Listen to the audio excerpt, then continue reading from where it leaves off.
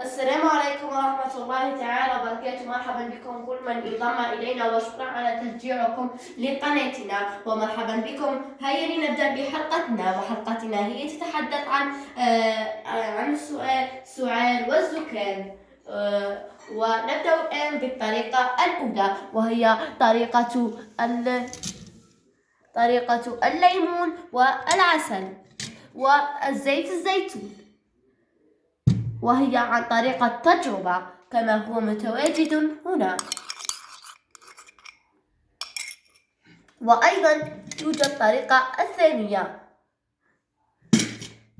وهي طريقة الزيت الزيتون والقرنفل كما هو هنا، وهو نضعه في الليل ونضعه للكبار والصغار، ويجب علينا أن نتدفأ في الليل لكي لا يضربنا البرد، لكي لا نتعرض للبرد، وندهنه على الصدر والظهر. وأيضا ننام عليه، وبإذن الله سوف تصبحون بخير. والطريقة الثالثة وهي طريقة التيزانة والزنجبيل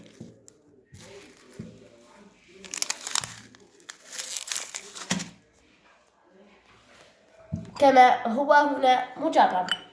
ونضع الماء الساخن، وهنا الزنجبيل، ونضع أيضا ملعقة من العسل،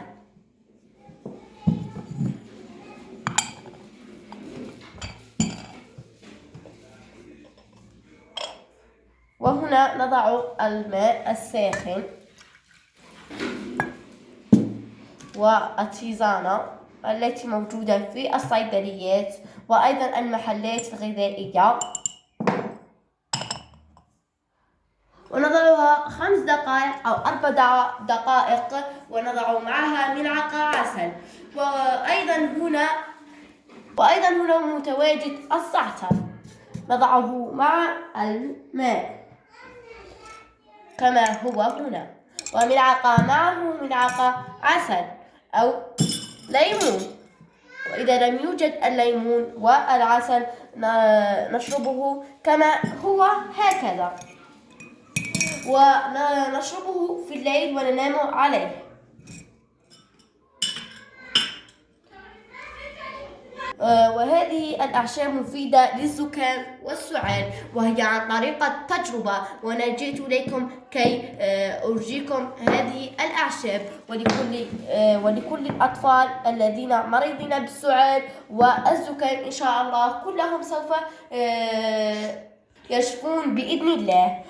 وشكرا على متابعتكم، ولا تنسوا دعمنا، ولا تنسوا الاشتراك وتفعيل الجرس لكي يصلكم كل جديد واللايك. وشكرا على المتابعة.